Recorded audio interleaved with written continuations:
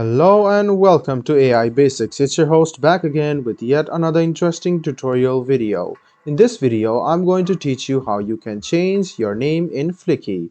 Go ahead and open the Chrome or Edge browser and then go to Google. Now, in the Google search bar, search Fliki and click on the first link which appears, or go search for Fliki and click on the link.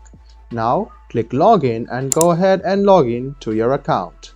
What you need to do to change your name is click Account, which you see on the left hand side, go to your profile, and then you can see the name section.